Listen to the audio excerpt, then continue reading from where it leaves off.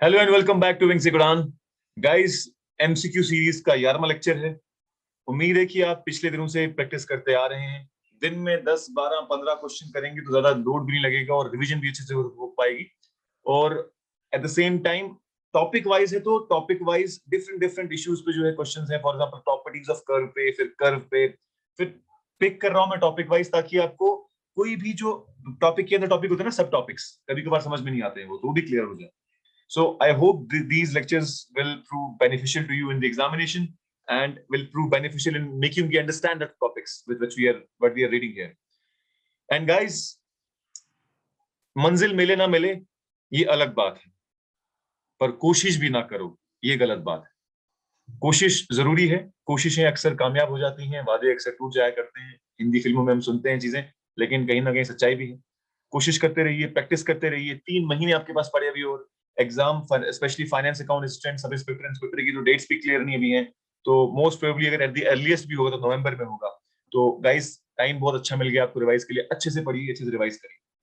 आज हमारे जो एमसीक्यू है वो है नेशनल इनकम पे, जीडीपी वगैरह पे जो कंसेप्ट होते हैं नेशनल इनकम मेजरमेंट पे। और इस पे सीरीज चलती जाएंगी, मुझे लगता है 3 से 4 सीरीज पे करनी पड़ेंगी। काफी अच्छे से समझ में आ जाएगी चीजें। आज बहुत ही बेसिक है, बहुत ही बेसिक, जिससे आपको बेसिक्स ऑफ नेशनल इनकम समझ में आ जाएगा। इस पीडीएफ का लिंक आपको डिस्क्रिप्शन बॉक्स में मिल जाएगा। प्रीवियस वीडियो की जो प्लेलिस्ट है उसका भी डिस्क्रिप्शन बॉक्स में आपको लिंक मिल जाएगा। जिन लोगों ने नहीं देखा वो चेकआउट कर सकते हैं हमारी प्लेलिस्ट। और भी काफी सारी इंफॉर्मेशन आपको इस प्लेलिस्ट में मिल जाएगी। आइए दोस्तों, शुरुआत करते हैं फर्स्ट क्वेश्चन से। The GDP is the a monetary value of all final goods and services produced within a nation in a particular year. B, national income minus non-income charges against output. C, monetary value of all economic resources used in producing a year's output.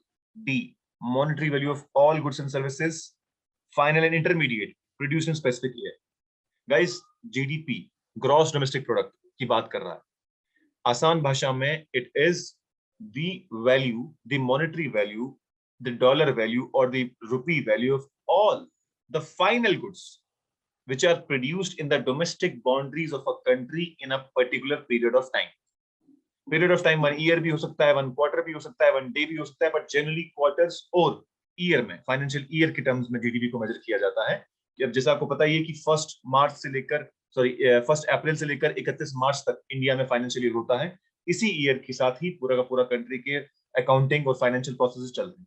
So in our case quarter या फिर financial year के लिए GDP calculate किया जाता है। तो इनमें से देखिए, सबसे जो क्लोजेस्ट डेफिनेशन जो बैठ रही है इस जीडीपी की डेफिनेशन से, वो है a, monetary value of all final goods and services produced within a nation in a particular. और आप बोलेंगे डी भी काफी मिलती जुलती है, लेकिन उसने लिखा है monetary value of all goods and services final and intermediate. Guys, GDP में इंटरमीडिएट की वैल्यू कैलकुलेट नहीं की जाती। फॉर एग्जांपल, अगर मैं बोलूं कि कितना टन आटा प्रोड्यूस हुआ एक फाइनेंशियल ईयर में, फॉर एग्जांपल 1 लाख टन आटा प्रोड्यूस हुआ, आपने 1 लाख टन की वैल्यू को कैलकुलेट करके क्या किया, जोड़ दिया जीडीपी में। और फाइनली बाद में यही आटा बन के आगे बिस्किट भी बन रहा है, यही आटा आगे पिज्जा भी बन रहा है, यही आटा आगे आपका ब्रेड भी बन रहा है। तो ब्रेड की वैल्यू अलग कैलकुलेट करोगे, पिज्जा की वैल्यू अलग कैलकुलेट करोगे, बिस्किट की वैल्यू अलग कैलकुलेट करोगे, तो जो आटे की वैल्यू ऑलरेडी कैलकुलेट हो चुकी थी वो डबलिंग हो जाएगी। इसलिए अगर आपको सबसे कोई पूछे कि जीडीपी में इंटरमीडिएट गुड्स की वैल्यू क्यों नहीं कैलकुलेट की जाती, तो हमेशा याद रखिए, because that will cause inflation of GDP. मतलब जीडीपी इन्फ्लेट हो जाएगा, लगेगा कि ज्यादा है पर ज्यादा होता नहीं। समझ में आ रही हो बात? और दूसरी बात, जो डबलिंग ऑफ गुड्स की वजह से आपको लगता है कि भाई हमारा जीडीपी ज्यादा पर होता नहीं, इसलिए हम सिर्फ वो चीज की वैल्यू कैलकुलेट करते हैं जो फाइनली कंज्यूम होगी, उसके आगे उसको फिर से बेचा नहीं जाएगा। समझ में आ गई बात? कोई भी ऐसी चीज जो किसी और चीज में रॉ मटेरियल की तरह इस्तेमाल हो सकती है, उसकी वैल्यू कैलकुलेट नहीं की जाती, सिर्फ उसकी की जाती जो फाइनल कंजम्पशन के लिए इस्तेमाल किया जाता है। समझ में आ गई बात? तो आंसर यहां पर क्या हो जाएगा बताइए? Answer is a. Next question पे मूव ऑन करते हैं। Question number second, GDP includes. अब देखिए, जो हमने अभी तक आपको धनासर बताई, जो इतने सारे मैंने आपको डिटेल बताई, अब उसको यहाँ पर आप इससे आंसर कर सकते हैं। GDP includes neither intermediate nor final goods. Intermediate goods तो नहीं कैलकुलेट करती, बट फाइनल गुड्स जरूर कैलकुलेट करती है, इसकी डेफिनेशन में है। Intermediate but not final goods, कह रहा है कि इंटरमीडिएट तो करती है बट फाइनल नहीं करती। Both intermediate and final goods, final but not intermediate goods. तो आंसर क्या आ जाएगा? डी। फाइनल गुड्स कैलकुलेट की जाते हैं। फाइनल गुड्स यानी वो गुड्स जो कंजम्पशन के लिए रेडी है, उनको दोबारा बेचा नहीं जाएगा। बट इंटरमीडिएट गुड्स को नहीं कैलकुलेट किया जाता जीडीपी में। इसका रीजन मैं आपको दे चुका हूं, क्योंकि डबलिंग हो जाएगी, जीडीपी ज्यादा लगेगा, अदरवाइज ज्यादा होगा नहीं। फॉर एग्जांपल मैंने आटे की एग्जांपल दिया आपको, लेट्स से 1 लाख टन जो आटा है वो 10 लाख टन में बन 10 लाख रुपए में बना है। अब 10 लाख रुपए का वैल्यू आपने कैलकुलेट कर दिया, अब यही आटा जाके बिस्किट बन गया, यही आटा जाके आगे क्या बन गया, ब्रेड बन गया, तो वो डबल कैलकुलेशन ऑफ गुड्स हो जाएगी, गलत कैलकुलेशन हो जाएगी। तो यहाँ आंसर क्या आ जाएगा हमारे पास, D, final but not intermediate goods. Next question, gross domestic product measures and reports outputs. कह रहा है कि ग्रॉस डोमेस्टिक प्रोडक्ट जब हम कैलकुलेट करते हैं उसको किस फॉर्म में पब्लिक प्लेटफॉर्म पे उसको रिलीज किया जाता है, क्या वो इंडेक्स नंबर की फॉर्म में किया जाता है, क्या वो परसेंटेज फॉर्म में किया जाता है, क्या वो डॉलर अमाउंट्स में किया जाता है, या फिर वो क्वांटिटी में किया जाता है कि इतने क्वांटिटी में इतने नंबर ऑफ गुड्स प्रोड्यूस हुए, इतने नंबर ऑफ जो है आपका इतने केजीज प्रोड्यूस हुए, क्या ऐसे किया जाता है। अब देखिए दोस्तों, जीडीपी से कई लोग कंफ्यूज करते हैं ग्रोथ को भी। ग्रोथ का मतलब, ग्रोथ होता है कि जीडीपी किस रेट से बढ़ रहा है, उसको परसेंटेज में किया जाता है। ग्रोथ रेट को परसेंटेज में किया जाता है, जीडीपी वैल्यू को हमेशा डॉलर अमाउंट में, मॉनेटरी टर्म्स में कैलकुलेट किया जाता है।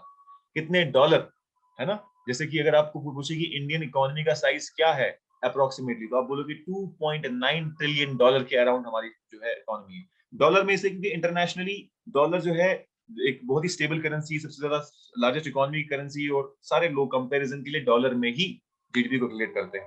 समझ में आ गई बात। तो आंसर क्या यहाँ पर आ जाएगा, जीडीपी को डॉलर अमाउंट की फॉर्म में कैलकुलेट किया जाता है। जीडीपी ग्रोथ को परसेंटेज फॉर्म में किया जाता है, तभी इसने परसेंटेज टर्म्स लिखा हुआ है कंफ्यूज करने के लिए। Next question, final goods and services refer to.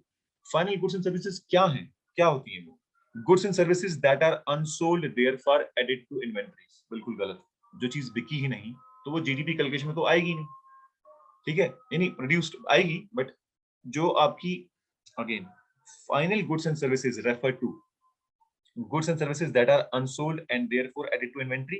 B, goods and services whose value has been adjusted for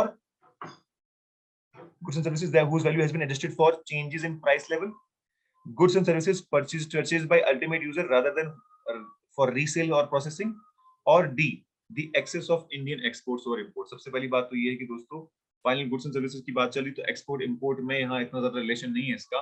वो हमारा, हाँ, जब हम नेशनल प्रोडक्ट की बात करेंगे, जब हम बात करेंगे कि भाई इंडियंस ने, चाहे वो बाहर रह रहे हैं चाहे इंडिया की बाउंड्री में रह रहे हैं, कितना बनाया, तो वहां जरूर इंपोर्ट एक्सपोर्ट की बात आएगी। लेकिन यहाँ हम बात कर रहे हैं goods and services, final goods and services की। तो फाइनल गुड्स एंड सर्विसेज वो गुड्स एंड सर्विसेज जो अल्टीमेटली यूजर कंज्यूम कर ले, खरीद ले, समझ में, और रीसेल ना हो। फॉर एग्जांपल एक फ्रिज जो मैं अपने घर की कंजम्पशन के लिए लूंगा तो वो फाइनल गुड हो गया, लेकिन एक फ्रिज जो शोरूम फर्दर बेचने के लिए ले रहा है वो इंटरमीडिएट गुड होगा, वो फाइनल गुड नहीं होगा। सो दैट गुड और service purchased by the ultimate user rather than for resale और फर्दर प्रोसेस। तो आंसर क्या आ जाएगा यहाँ पर, सी।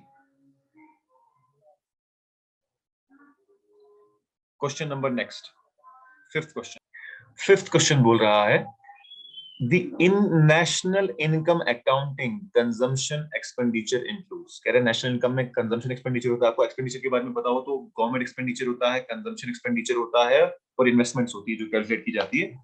अब देखिए ए ऑप्शन क्या बोल रहा है, purchase of both new and used consumer goods. B, consumer durable goods and consumer non durable goods but not services. C, consumer durable goods, consumer non durable goods and services. D, changes in business inventory. दोस्तों consumption expenditure में तीन चीजें आती हैं, consumer durable goods, consumer non durable goods and services. ये बात याद रखिए, जो है कंजम्पशन एक्सपेंडिचर का मतलब क्या हो गया, consumption durable goods, consumption non durable goods and consumption services. ठीक है दोस्तों, अब कंज्यूमर ड्यूरेबल गुड्स क्या होते हैं, ये आपके लिए सवाल है, कमेंट सेक्शन में डालिए, नहीं आएगा तो नेक्स्ट लेक्चर में मैं क्लैरिफाई करूंगा, कमेंट सेक्शन में क्लैरिफाई कर दूंगा। तो आंसर क्या हो जाएगा, सी। ठीक है जी, नेक्स्ट क्वेश्चन पे मूव ऑन करते हैं। Which of the following best defines disposable income? Disposable income क्या होगी, क्या मतलब है disposable income का? Option number 1, income received by households less personal taxes. The before tax income received by households, all income earned by resources suppliers for their current contribution to the production, and finally D, the market value of the annual output net of consumption of fixed capital। ये जो बाकी ये difficult difficult word करके confuse करने की कोशिश की गई है। डिस्पोजेबल इनकम का मतलब सिर्फ इतना है कि जो इनकम आपने अर्न की, जब उसमें से आप टैक्स पे कर देते हो, जो इनकम आपके पास बचती है उसी को आप कहते हो डिस्पोजेबल इनकम। क्योंकि असल माने में तो वही आप खर्चा कर सकते हो ना। लेट अस से आपकी इनकम 10 लाख है, उसमें से टैक्स तो इनकम टैक्स तो कट जाएगा, इनकम टैक्स कट जाएगा तो जो आपके पास पैसा बच जाएगा वही तो आप असल माने में डिस्पोजेबल है आपकी, वही तो खर्च पाओगे। तो आंसर क्या हो जाएगा इसका? Income received by house hold less personal taxes. समझ में आ गई बात? तो आंसर क्या आ जाएगा यहाँ पर? ए। नेक्स्ट क्वेश्चन पे मूव ऑन करते हैं। Question number 7, GDP equals, GDP किसके बराबर है? Aggregate expenditure, aggregate income, the value of aggregate production in the country during a given period of time, और D all of the above. दोस्तों आप ऐसे सोचो, अगर मैं आपको ये बोलूं कि जीडीपी की डेफिनेशन आपको ऑलरेडी पता है, it is the value of final goods and services produced in the domestic boundary of a country in a particular period of time. अब जितनी चीजें प्रोड्यूस हुई हैं उतनी चीजों को लोग खरीदेंगे भी, है ना? तो जो एक्सपेंडिचर होगा वो बराबर होना चाहिए किसके? जितनी चीजें प्रोड्यूस की गई। और जो खरीदने और फरोख्त, खरीद फरोख्त के बाद जो लोगों को इनकम मिलेगी वो भी तो उसी के बराबर होगी। किसी को प्रॉफिट मिलेगा, किसी को इंटरेस्ट मिलेगा, किसी को वेजेस मिलेंगी, किसी को रेंट मिलेगा, वो सब भी तो इसके बराबर होगा। तो एसेंशियली जीडीपी को कैलकुलेट करने के 3 तरीके हैं: expenditure method, income method, product method, या फिर प्रोडक्ट मेथड को आउटपुट मेथड भी कहते हैं। ये सभी तरीके जो हैं इससे जीडीपी कैलकुलेट किया जा सकता है। इसलिए आंसर क्या आ जाएगा? डी। ठीक है। नेक्स्ट क्या आ जाएगा क्वेश्चन? एनएनपी यानी net national product is equals to, net national product किसके बराबर हो जाएगा? GNP minus dash dash. अब जीएनपी में से आप क्या माइनस करो कि आपको एनएनपी मिल जाए? जीएनपी का मतलब ग्रॉस नेशनल प्रोडक्ट, एनएनपी का मतलब नेट नेशनल प्रोडक्ट। ग्रॉस का मतलब हो गया डेप्रिसिएशन, उसमें भी होती है, डेप्रिसिएशन को निकाला नहीं जा रहा। डेप्रिसिएशन का मतलब होता है वेयर एंड टेयर। अगर आपने जीडीपी के कंसेप्ट पढ़े हैं तो एनएनपी, एनडीपी, जीएनपी आपको पता होगा, मैं ये एज्यूम कर रहा हूं। तो डेप्रिसिएशन को जब आप ग्रॉस वैल्यू से निकाल देते हैं तो आपके पास नेट प्रोडक्ट आता है। तो जीएनपी में से जब आप माइनस करेंगे डेप्रिसिएशन को, तब आपको मिलेगा नेट नेशनल प्रोडक्ट। समझ में आ रही बात? तो यहां पर क्या आ जाएगा? बी। डेप्रिसिएशन को माइनस करो, आपके पास जो वैल्यू निकल कर आएगी वो होगी एनएनपी। 9th क्वेश्चन पे मूव ऑन करते हैं। Nominal GNP, nominal gross national product, is GNP at current prices, constant prices, base prices, D future value prices. दोस्तों जीडीपी को 2 वैल्यू पे कैलकुलेट किया जा सकता है। एक होता है करंट प्राइसेस, यानी उस जिस साल का जीडीपी कैलकुलेट कर रहे हो उसी साल चीजों की प्राइस क्या है, उसको कहते हैं जीडीपी एट करंट प्राइसेस और जीडीपी, नॉमिनल जीडीपी। लेकिन जीडीपी को जब हम किसी प्रीवियस ईयर की प्राइसेस पे कम कैलकुलेट करते हैं, पर्टिकुलरली जिस को कहते हैं बेस ईयर, उसके भी क्वेश्चन आ गए हैं, उसको क्लियर करेंगे हम। तो जब बेस ईयर पे कैलकुलेट किया जाता है तो उस ईयर को कहते हैं जीडीपी एट कांस्टेंट प्राइसेस और रियल जीडीपी। तो जीएनपी की बात करें अगर, तो नॉमिनल जीएनपी वो जीएनपी होगा जो करंट प्राइसेस पे मेजर किया जाएगा, उस साल की प्राइसेस पे मेजर किया जाएगा जिस साल का जीएनपी कैलकुलेट कर रहे हैं। तो आंसर क्या आ जाएगा? ए। जो जीएनपी करंट प्राइसेस पे कैलकुलेट किया जाएगा उसी को हम क्या कहेंगे? GDP at current prices. 10th, green NNP, green net national product किसके बराबर होगा? पहले तो देखो क्वेश्चन में जीएनपी की बात कर रहा है, तो जीएनपी से एनएनपी का सफर अभी हमने देख लिया कि ऊपर वाले क्वेश्चन में देखिए हमने क्या किया, एनएनपी जो है जब जीएनपी में से डेप्रिसिएशन माइनस करोगे, इस क्वेश्चन में क्वेश्चन नंबर 8 को देखो, जब आप एनएनपी में से जीएनपी में से जब डेप्रिसिएशन माइनस करोगे तब एनएनपी तक पहुंचते हैं। तो फिर उसके बाद हम ग्रीन एनएनपी की बात करेंगे। तो पहले आप देखो कि अगर हमें एनएनपी पूछना है तो जीएनपी में से क्या माइनस या प्लस होना चाहिए, बताइए। जीएनपी में से माइनस होना चाहिए डेप्रिसिएशन, तब कहीं जाके क्या होगा, आपके पास एनएनपी पहुंचेगा। इसका मतलब है कि 2 ऑप्शन है हमारे पास, बी एंड सी, इनमें से कोई आंसर है। बात सही है ना, क्योंकि तभी तो एनएनपी बनेगा। ए और डी में क्या है? ए और डी में तो एनएनपी बन ही नहीं पा रहा। ए में जीएनपी प्लस डेप्रिसिएशन कर रहा है, हालांकि ग्रॉस वैल्यू में, ग्रॉस नेशनल प्रोडक्ट में ऑलरेडी डेप्रिसिएशन इंक्लूडेड होती है। ग्रॉस में से जब माइनस कर दो डेप्रिसिएशन तब नेट वैल्यू आती है। तो उसने क्या पूछा है क्वेश्चन में? ग्रीन एनएनपी की क्या फॉर्मूला है? तो जब जीएनपी में से माइनस करेंगे डेप्रिसिएशन तब पहुंचेगा एनएनपी। अब एनएनपी में से प्लस करेंगे एनवायरमेंटल कॉस्ट कि माइनस करेंगे एनवायरमेंटल कॉस्ट? देखिए दोस्तों, ग्रीन एनएनपी का मतलब हो गया कि जब जो भी आपका नेशनल इनकम आया उसमें से माइनस कर दो उस सारे एनवायरमेंटल कॉस्ट को जो आपकी डेवलपमेंट की वजह से हुए, तो जो वैल्यू निकल कर आएगा उसको बोलोगे आप ग्रीन एनर्जी। ये कैलकुलेट करने का तरीका इसलिए रखा गया कि भाई आप सस्टेनेबल वे में डेवलपमेंट कर सको। इसके बारे में भी हम डिटेल में डिस्कस करेंगे।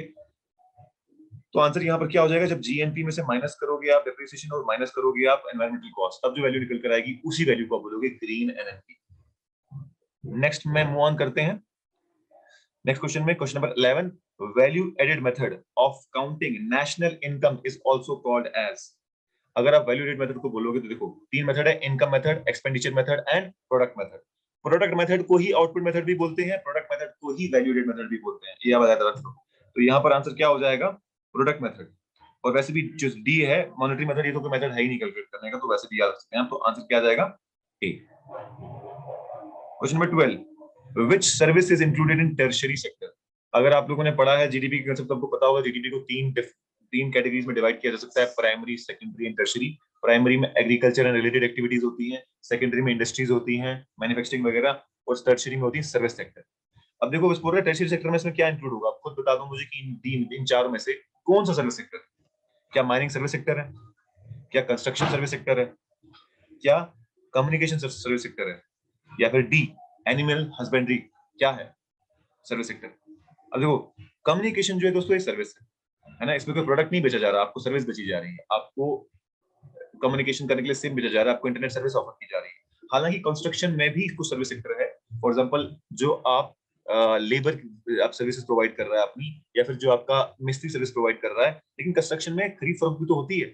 आप कंस्ट्रक्शन में रेता बजरी खरीदते हैं, ईंटें खरीदते हैं, सीमेंट खरीदते हैं, तो वो प्योरली अगर इसमें डिफाइन किया होता है ऐसे तो वो होता।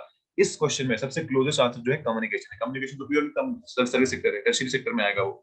तो दोस्तों आंसर क्या हो जाएगा यहाँ पर, सी। ठीक है जी। Which of the following is included in national income? National income में क्या क्या इंक्लूड किया जाता है, रेंट, वेज, इंटरेस्ट, या फिर रेंट वेज सैलरी, या फिर रेंट प्रॉफिट इंटरेस्ट, या फिर rent wage salary interest profit. दोस्तों याद करो इनकम मेथड होता है। अब इनकम किस किस फॉर्म में मिल सकती है, जो बंदा एज अ वर्कर काम कर रहा है तो उसको वेजेस मिलेंगी, जो बंदा अपनी बिल्डिंग दे रहा है किराए पे उसको रेंट मिलेगा, जो बंदा लोन दे रहा है उसको इंटरेस्ट मिलेगा, और जो बंदा एंटरप्रेन्योर है, जो बंदा मालिक है, उसको प्रॉफिट या लॉस मिलेगा। तो सारा का सारा इनकम में आएगा। तो आंसर क्या हो जाएगा यहाँ पर, डी। तो नेशनल इनकम में रेंट भी होता है, वेज भी होता है, सैलरी भी होता है, इंटरेस्ट भी होता है, और प्रॉफिट भी होता है। Till what time Indian economy wants to become a US $5 trillion economy. दोस्तों इंडिया, ये जो अभी प्रेजेंट गवर्नमेंट है, इन्होंने एक टारगेट सेट किया है कि हम इंडियन इकोनॉमी को $5 ट्रिलियन इकोनॉमी बनाएंगे। हालांकि कोरोना के बाद भी जो अभी बजट प्रेजेंट हुआ था 2021-22 का, उस बजट में भी निर्मला सीतारमन जो हमारी फाइनेंस मिनिस्टर है, उन्होंने कहा कि अभी भी हमारा जो है वो टारगेट है, और उन्होंने ये कहा कि हमें $5 ट्रिलियन इकोनॉमी बनने के लिए जो मैन्युफैक्चरिंग सेक्टर है उसमें डबल डिजिट ग्रोथ करना चाहिए, करनी पड़ेगी, तभी हम $5 ट्रिलियन इकोनॉमी बनेंगे। खैर वो अलग बात है, लेकिन ये याद रखना जरूरी कि टारगेट क्या सेट किया कि कब तक हम $5 ट्रिलियन इकोनॉमी बनना चाहते हैं। ये याद रखिए कि 2024-25 गवर्नमेंट ने टारगेट सेट किया है कि जब तक हम $5 ट्रिलियन इकोनॉमी बनना चाहते हैं। तो आंसर यहाँ पर क्या आ जाएगा, बी। क्वेश्चन नंबर 15 पे मूव ऑन करते हैं दोस्तों। क्वेश्चन नंबर 15 कहता है, who releases the data of national income in India. कौन सी ऑर्गेनाइजेशन इनमें से नेशनल इनकम का डेटा, जीडीपी का डेटा रिलीज करती है। Number A NSSO, national sample survey office, B NSO, national statistical office, C NITI Aayog, D none of the above. आप में से बड़े लोगों ने सुना होगा एक ऑफिस का नाम सेंट्रल स्टैटिस्टिकल ऑफिस। दोस्तों ये central statistical office mainly responsible है किसके लिए, for releasing the data for national income. और इस ऑफिस को, सीएसओ को और एनएसएसओ को मर्ज करके एक नया ऑफिस बना दिया गया, इसको कहते हैं एनएसओ।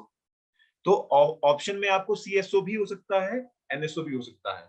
अगर एनएसओ सीएसओ दोनों हैं तो आप एनएसओ चूज करोगे, अगर एनएसओ नहीं है तो आप सीएसओ चूज करोगे। हालांकि एनएसओ के अंडर सीएसओ ही है अभी भी, जो सारे मैक्रो इकोनॉमिक डेटा रिलीज करता है, जिसमें जीडीपी भी डेटा है। तो लेकिन अब इसमें सीएसओ नहीं है तो हम एनएसओ पे जाएंगे, क्योंकि एनएसओ के अंडर आता है सीएसओ। तो यहाँ आंसर क्या आ जाएगा, बी। नेक्स्ट क्वेश्चन पे मूव ऑन करते हैं। Which of the following is not a method to calculate the gross domestic product? इन तरीकों में से कौन सा तरीका नहीं है जिससे आप जीडीपी कैलकुलेट कर सकते हो। मैंने बताया अभी 4-5 बार, प्रोडक्ट मेथड, इनकम मेथड और एक्सपेंडिचर मेथड, यही 3 मेथड है कैलकुलेट करने के। डी क्या है, डिमिनिशिंग कॉस्ट मेथड, ये तो कोई मेथड ही नहीं है। तो आंसर क्या यहाँ पर आ जाएगा, डी।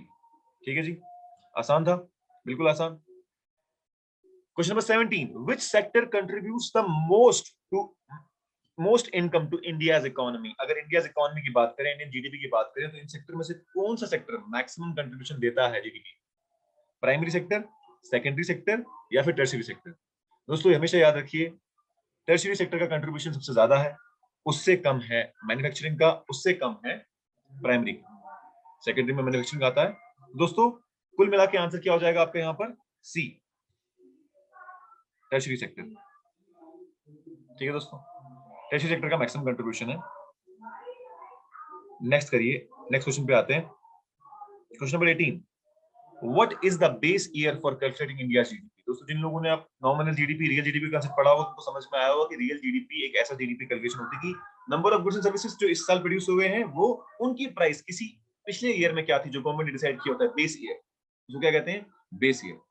दोस्तों पहले ये बेस ईयर हुआ करता था 2004-5, फिर बदल के इसको किया गया 2011-12, और अब फिर से बदलने की बात की जा रही है कि कहते हैं कि 2017-18 करेंगे, लेकिन फिलहाल हमारा बेस ईयर क्या है, याद रखिएगा 2011-12। अगर किसी को बेस ईयर का आंसर पता नहीं है तो कमेंट सेक्शन में जरूर पोस्ट करिए, मैं क्लियर करूंगा। In terms of nominal GDP, India holds the rank of dash dash largest economy. कह रहे कि अगर नॉमिनल जीडीपी के से हम कंपेयर करें कि नॉमिनल जीडीपी कितना है इंडिया का, फिर पूरे वर्ल्ड में कंपेयर करें तो इंडिया का क्या रैंक आएगा? क्या वो 3rd रैंक आएगा, क्या वो 7th रैंक आएगा, क्या वो 6th रैंक आएगा, क्या वो 9th रैंक आएगा? दोस्तों याद रखिए कि इंडिया का रैंक 6th रैंक है। India is the 6th largest economy in the world in terms of nominal GDP. GDP calculate करने के तरीके बड़े हैं, nominal GDP, real GDP, GDP PPP, purchasing power parity. तो जीडीपी पीपीपी का अलग रैंक है, जीडीपी नॉमिनल जीडीपी का अलग रैंक है। तो याद रखिए India is the 6th largest economy in terms of nominal GDP.